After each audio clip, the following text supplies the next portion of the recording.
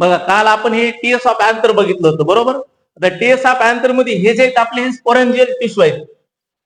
Sporangial tissue. आता हे sporangial tissue जे आहे आता या टिश्यू मध्ये सेल असणार झाल्या बरोबर. टिश्यू म्हणजे काय? Group of cell. तर स्पोरेंजिनस टिश्यू म्हणजे ग्रुप ऑफ सेल आहे, पण कोणत्या सेलच्या ग्रुपला स्पोरेंजिनस टिश्यू म्हणायचं आपण? मायक्रोस्पोर मदर सेल बरोबर का. स्पोरेंजिनस टिश्यू.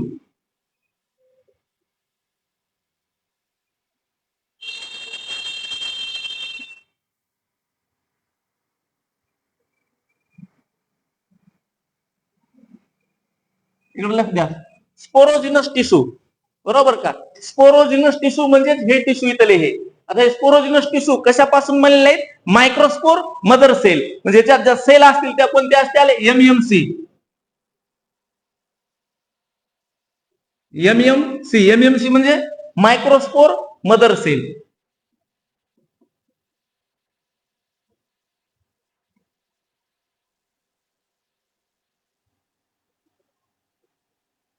मायक्रोस्पोर मदर सेल जे आहे, मायक्रोस्पोर मदर सेल कशी आहे? डिप्लॉइड. कारण याच्यात अजून कोणतंच डिव्हिजन झालं नाही. ही झाली एक समजा मायक्रोस्पोर मदर सेल. अशा अनेक मायक्रोस्पोर मदर सेल एकत्र येऊन तयार झालेले स्पोरोजिनस टिश्यू म्हणजे ते 4 टिश्यू. आता हे जे मायक्रोस्पोर मदर सेल आहे त्या मायक्रोस्पोर मदर सेलचं पुन्हा काय होणार? मिओसिस. मिओसिस झाल्यानंतर या मायक्रोस्पोर मदर सेल पासून तयार होणार मायक्रोस्पोर. मायक्रोस्पोर. आता हे मायक्रोस्पोरचं जे नेचर असणार ते असणार एन. कारण मिओसिस होऊन तयार झालेलं आहे. आणि हे मायक्रोस्पोरचं जे पुन्हा डेव्हलपमेंट होणार. मायक्रोस्पोर मध्ये डेव्हलपमेंट होऊन ह्याच्यापासून तयार होणार पोलन ग्रेन. पुन्हा तयार होणार पोलन ग्रेन. पोलन ग्रेन पण एन बरोबर म्हणजे हॅप्लॉइड. हे आपल्याला बघायचं. आता ही जी समरी म्हणतो का आपण शेवटला, तसं आपण सुरुवातीला सांगितलं की समजा आपल्याला ही प्रोसेस बघायची की पोलन ग्रेन कसा तयार होतो. डेव्हलपमेंट ऑफ मेल गॅमेटोफाइट म्हणतो. पोलन ग्रेन म्हणजेच मेल गॅमेटोफाइट. त्यालाच आपण नाव देतो मेल गॅमेटोफाइट.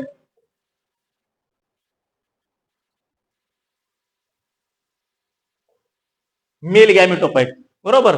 आता हे मेल गॅमेटोफाइट कसं तयार होतं ते बघायचं आपल्याला. हे कुणाला काढून घ्यायचं असलं तर घ्या लिहून.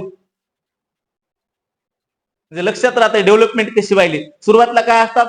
Sporogenous tissue. स्पोरोजिनस टिश्यू कशापासून बनलेले आहेत? मायक्रोस्पोर मदर सेल पासून. मायक्रोस्पोर मदर सेलचं नंतर काय होणार? मिओसिस होणार. मिओसिस होऊन त्याच्यापासून काय होणार?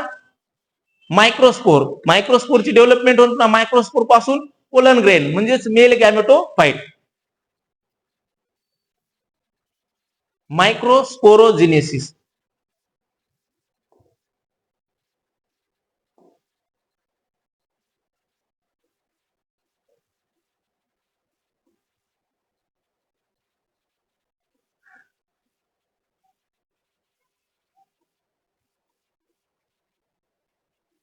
मायक्रोस्पोरोजिनेसिस. मायक्रोस्पोरोजिनेसिस म्हणजे काय असणार? डिफिनेशन कोण सांगते? मायक्रोस्पोरोजिनेसिस सोपं आहे. त्या शब्दावरून डिफिनेशन तयार होते. काय होती?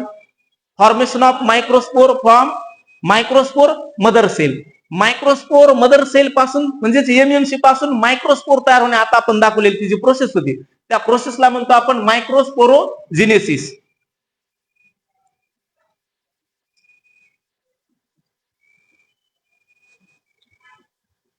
Formation of microspore from MMC. MMC म्हणजे microspore mother cell. Microspore mother cell पासून मायक्रोस्पोर तयार होणे म्हणजेच पोलन ग्रेन. त्याला आपण म्हणतो मायक्रोस्पोरोजिनेसिस. तर आता कसं होणार सुरुवातीची? सुरुवातीला काय असणार आपल्याकडे? मायक्रोस्पोर मदर सेल बरोबर. मायक्रोस्पोर मदर सेल घ्यावं लागणार सुरुवातीला. बघा ही सुरुवातीला आपल्याकडे आहे ही एक एमएमसी. एमएमसी म्हणजे मायक्रोस्पोर मदर सेल. आता ही कशी असणार? हॅप्लॉइड असेल का डिप्लॉइड? डिप्लॉइड बरोबर. आता डिप्लॉइड आहे. आता ह्याच्यात काय होणार? Meiosis first. मिओसिस फर्स्ट मध्ये किती सेल तयार होतात? मिओसिस फर्स्ट मध्ये 2 सेल. म्हणजे आता मिओसिस फर्स्ट होणार. मिओसिस फर्स्ट कसा आहे? इक्वेशनल आहे का रिडक्शनल? मिओसिस फर्स्ट आणि मिओसिस सेकंड. मिओसिस फर्स्ट कसा आहे? इक्वेशनल आहे का रिडक्शनल? रिडक्शनल म्हणजे आता हे जे दोन सेल तयार झालेले आहेत ह्या दोन सेल कशा असतील हॅप्लॉइड असणार कारण रिडक्शन झालं ना डिप्लॉइड होते याच्यापासून या दोन तयार झालेले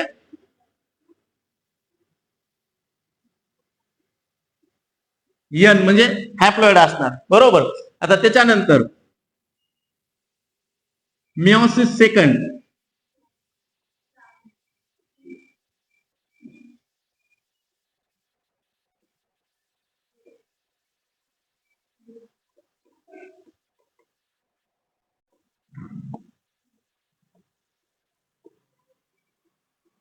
मिओसिस सेकंड मध्ये काय होणार होता 4 सेल तयार होणार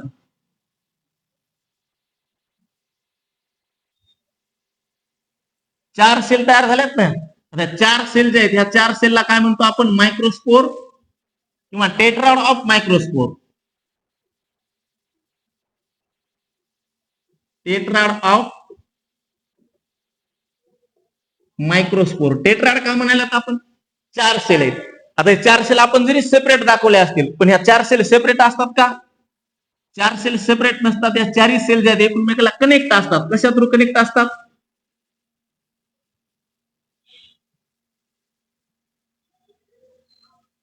कनेक्ट कशा थ्रू आहेत मधात एक सबस्टन्स आहे कार्बोहायड्रेट एक कार्बोहायड्रेट आहे कार्बोहायड्रेट म्हणजे शुगर ती शुगर काय करली ह्या चारही मायक्रोस्पोर मदर सेल पासून तयार झालेले मायक्रोस्पोर जे आहेत चारीला एकत्र होल्ड करून ठेवत असतो हा सबस्टन्स म्हणजे कोणता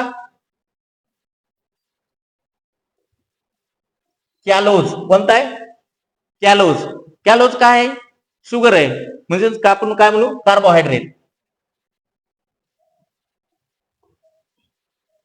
आता ह्या कार्बोहायड्रेटमुळे हे चारी जे मायक्रोस्पोर आहेत एकमेकाला कसे आहेत आट्याच आहेत टॅपेटमने एक एन्झाईम तयार केला होता ही कॅलोज जे आहे कॅलोजला ब्रेकडाऊन करण्यासाठी कोणता एन्झाईम होता काल झालं ना आपल्या टॅपेटमचे 3 एन्झाईम सेल्युलेज पेक्टिनेज आणि कॅलेज आता कॅलेज एन्झाईम येणार कोणता एन्झाईम कॅलेज आता कॅलेज एन्झाईम आल्यानंतर काय करणार आहे कॅलेज एन्झाईम बघा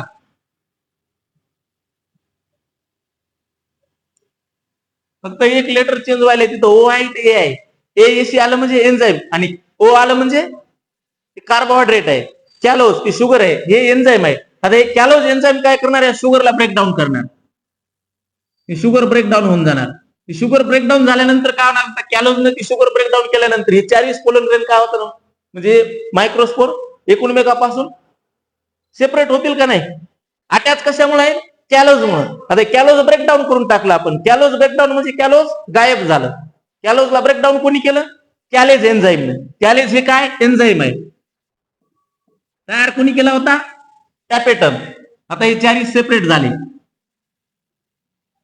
आता हे 4 सेपरेट झालेल्या सेल जे आहेत ह्या 4 सेपरेट झालेल्या सेल म्हणजे आपले काय ते मायक्रोस्पोर आहेत आता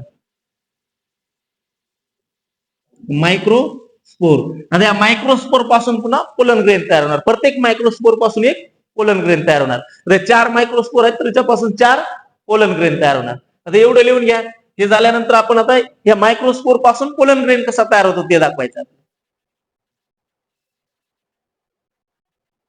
सुरुवातीला बघा एमएमसी मायक्रोस्पोर मदर सेल त्याच्यात मिओसिस फर्स्ट नंतर मिओसिस सेकंड आणि त्याच्यानंतर टेट्राड ऑफ मायक्रोस्पोर ते टेट्राड ऑफ मायक्रोस्पोर का म्हणतो कारण ही चार एकमेकाला अटॅच आहेत कशा थ्रू अटॅच आहेत कॅलोज सबस्टन्स कॅलोज म्हणजे काय कार्बोहायड्रेट आता कॅलोज आपण ब्रेकडाऊन करण्यासाठी एक एन्झाईम यूज करायचा कोणता एन्झाईम कॅलेज एएससी म्हणजे एन्झाईम बरोबर आता कॅलेजने ब्रेकडाऊन केल्यानंतर चारही मायक्रोस्पोर काय झाले सेपरेट फ्रॉम इच अदर आता 4 मायक्रोस्पोर पासून 4 पोलन ग्रेन तयार होणार पोलन ग्रेन म्हणजेच आपले मेल गॅमेटोफाइट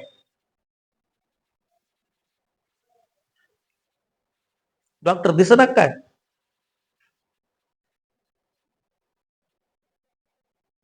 सकाळी काय आला नव्हता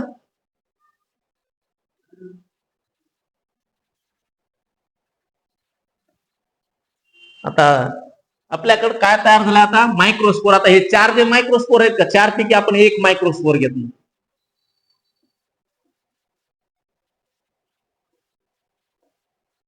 एक मायक्रोस्पोर घेतला आपण 4 मायक्रोस्पोर पैकी एक घेतला आता याच्यात आपल्याला चेंजेस बघायचे काय चेंजेस होणार आता हे जे मायक्रोस्पोर आहे, तर ह्या मायक्रोस्पोर मध्ये काय होणार आता? व्हॅक्युलायझेशन.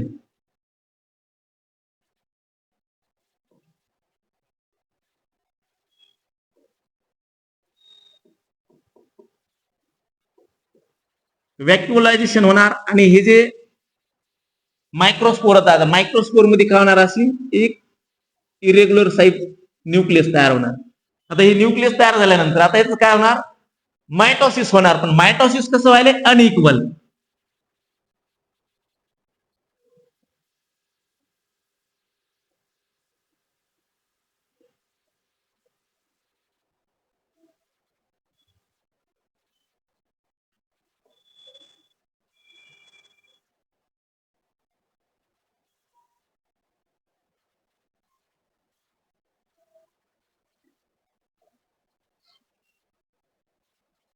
अनइक्वल मायटॉसिस झाल्यानंतर दोन सेल तयार झाल्या आता.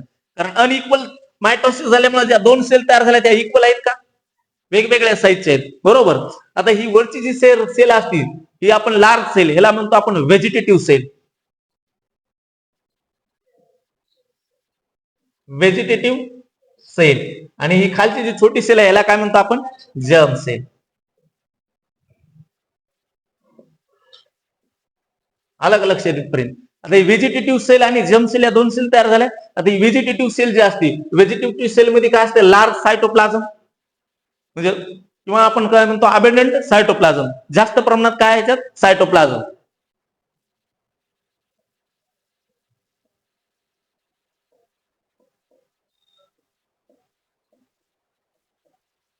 अबेंडंट सायटोप्लाझम. त्याच्यानंतर ह्या व्हेजिटेटिव्ह सेलचं न्यूक्लियस बघा. न्यूक्लियस रेग्युलर आहे का इरेग्युलर आहे? इरेग्युलर. न्यूक्लियसला निश्चित असा आकार नाही. Irregular nucleus.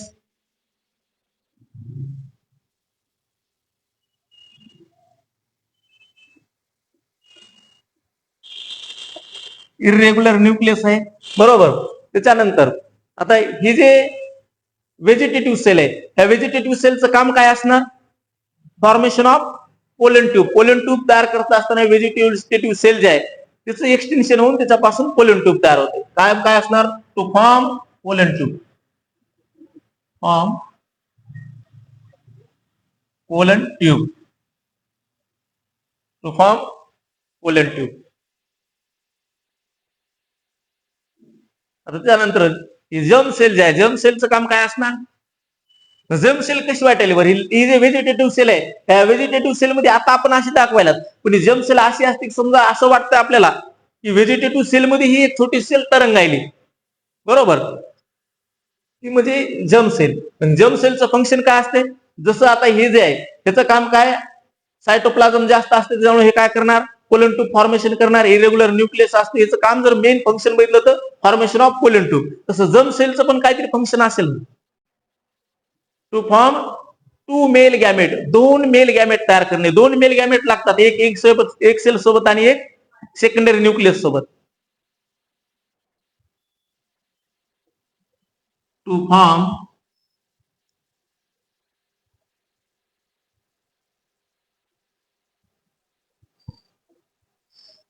To male gamete.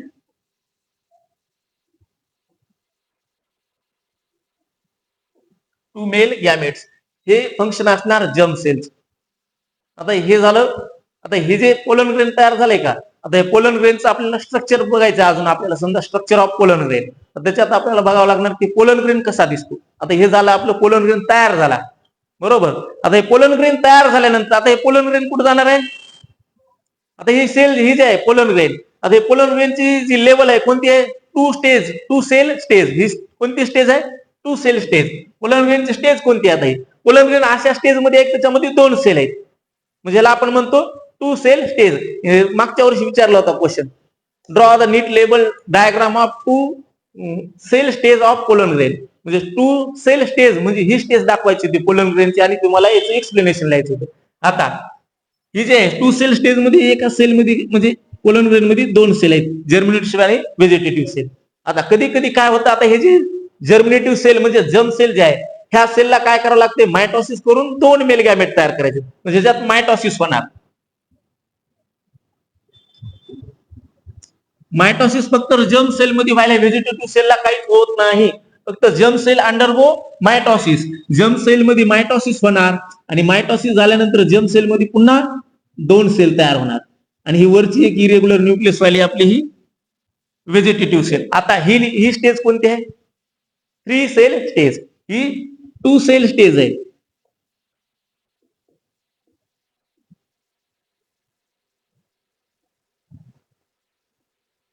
Three cell stage.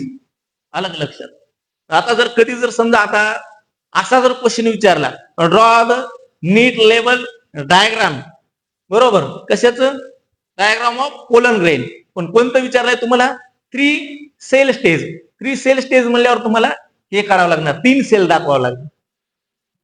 आता हे मायटॉसिस कधी कधी बघा, हे पोलन ग्रेन जे आहे स्टिग्मावर गेल्याच्या नंतर, त्या स्टिग्मावर डिपॉझिट झाल्याच्या नंतर मायटॉसिस होतं. कधी कधी काय होतं, स्टिग्मावर जायच्या आधीच डिपॉझिट, म्हणजे स्टिग्मावर डिपॉझिट व्हायच्या आधीच मायटॉसिस होते. मग आता असं जर बघितलं आपण, 40% जर बघितलं आपण, असं होत असते 40%, 40% असं होतंय की याच्यात काय होणार, ही 3 सेल स्टेज जी आहे ही कुठे होणार? स्टिग्मावर. मायटॉसिस कुठे व्हायले? On stigma. आणि 60% टाइम असं होतंय की समजा मायटॉसिस स्टिग्मावर जाण्याच्या आधीच कम्प्लीट होऊन जातं. म्हणजे मायटॉसिस जे आहे आधीच व्हायला, म्हणजे स्टिग्मावर ते पोलन ग्रेन पोहोचायच्या आधीच कोणत्या स्टेज मध्ये आलेला आहे? 3 सेल स्टेज मध्ये, बरोबर. आणि 40% टाइम जे आहे, म्हणजे 40% असं होऊ शकते की हे पोलन ग्रेन जे आहे त्या स्टिग्मावर गेल्याच्या नंतर 3 स्टेज सेल मध्ये यायला लक्षात. हे असं होतंय. आता हे झाल्यानंतर आता हे वाटलं तुम्ही हे काढून घ्या. आता आपल्याला बघायचं स्ट्रक्चर ऑफ पोलन ग्रेन. नेमकं पोलन ग्रेनचा स्ट्रक्चर कसा दिसतो? आता आपल्याला बघायचं स्ट्रक्चर ऑफ पोलन ग्रेन.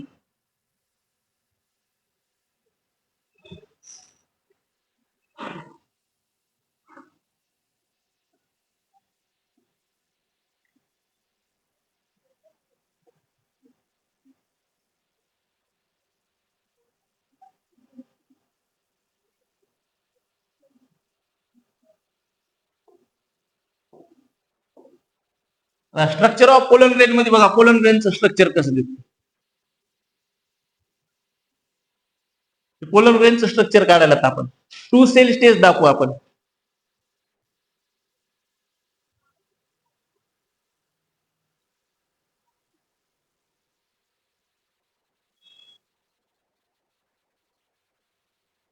या अशा टाईपचं पोलन ग्रेन दिसते बघा. आता याच्यामध्ये 2 सेल, व्हेजिटेटिव्ह सेल वरची व्हेजिटेटिव्ह सेल खालची जर्म सेल. आता ही जे व्हेजिटेटिव्ह सेल कशासाठी असते आता सांगितलंय आपण. ही जर्म सेल बघा. आता पोलन ग्रेन जे आहे, पोलन ग्रेनला आता नीट बघितल्यानंतर तुम्हाला 2 लेअर दिसत असतील. पोलन ग्रेनवर काय 2 लेअर आहेत. आता पोलन ग्रेनची वॉल म्हणजे 2 लेअर पासून बनलेली. ही जे आउटर मोस्ट लेअर आहे हिला आपण काय म्हणतो? एक्झाईन. काय म्हणायचं? एक्झाईन. आणि ही जे इनर लेअर आहे तिला काय म्हणायचं आपण? इंटाईन. एक्झाईन, इंटाईन.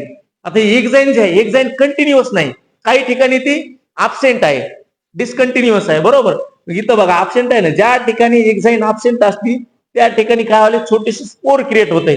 छोटस पोर म्हणजे छिद्र म्हणतो आपण, त्या स्पोरला म्हणतो आपण जर्म पोर. जर्म पोर. आता हे जर्म पोर जे आहेत त्याच्यातूनच पोलन ट्यूब निघत असते. हे जर्म पोर जे आहे इथूनच पुन्हा पोलन ट्यूब फॉर्मेशन होत असते. फॉर्मेशन ऑफ पोलन ट्यूब जे आहे त्यासाठी जी समजा जागा असते ती हे जर्म पोर. आता हे झालं पोलन ग्रेनचं स्ट्रक्चर. पोलन ग्रेन असा दिसतो. आता पोलन ग्रेनची साईज किती असते? 15 ते 20. किती असेल बरं पोलन ग्रेनची साईज?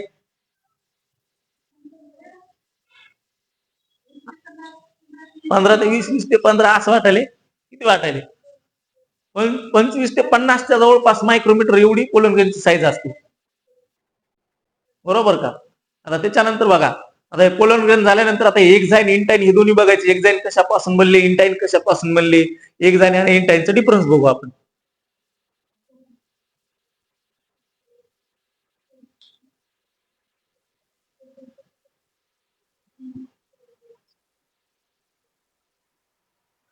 एक्झाईन इंटाईन. आता एक्झाईन आणि इंटाईन मध्ये डिफरन्स मेन डिफरन्स काय? एक्झाईन कशी आहे? डिसकंटिन्युअस. ही कशी असणार? इंटाईन कंटिन्युअस. एक्झाईन कशी आहे? डिसकंटिन्युअस.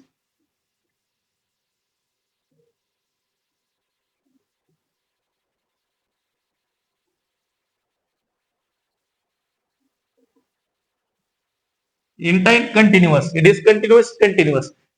आता ही जे एक्झाईन आहे, एक्झाईन कशापासून बनलेली असते?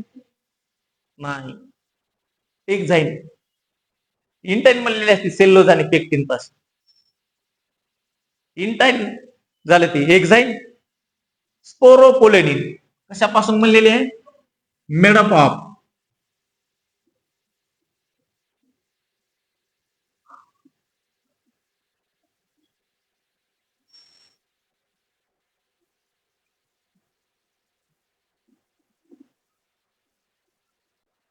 Sporopollenin.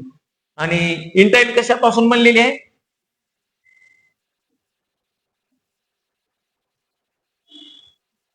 Cellulose and pectin. Cellulose आणि पेक्टिन पासून बनलेली असते इंटाईन.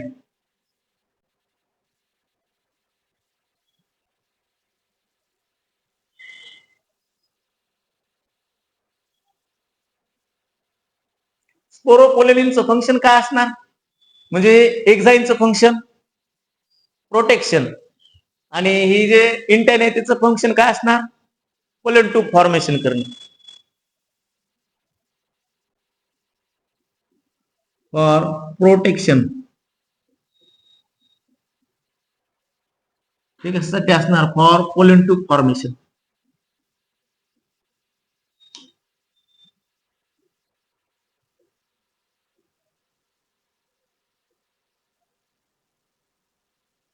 आता हे जे स्पोरोपोलेनिन जे आहे काय, स्पोरोपोलेनिनवर भरपूर क्वेश्चन विचारतात. स्पोरोपोलेनिनची एक खासियत असते. काय खासियत असते? हे रेजिस्टंट मटेरियल आहे. एवढं रेजिस्टंट आहे, समजा याच्यावर ऍसिडचा इफेक्ट होत नाही, कोणत्या एन्झाईमचा इफेक्ट होत नाही, टेम्परेचरचा पण इफेक्ट नाही. टेम्परेचर, ऍसिड आणि एन्झाईम ला रेजिस्टंट आहे स्पोरोपोलेनिन.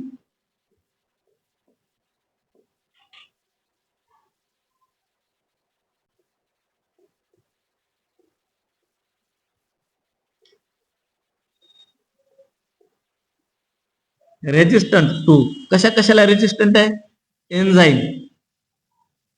एन्झायमॅटिक डिग्रेडेशन होत नाही. नंतर पीएच चा इफेक्ट होत नाही, म्हणजे ऍसिड किती ऍसिडिक एन्व्हायरमेंट असलं तरी काहीच फरक पडत नाही. आणि टेम्परेचरचा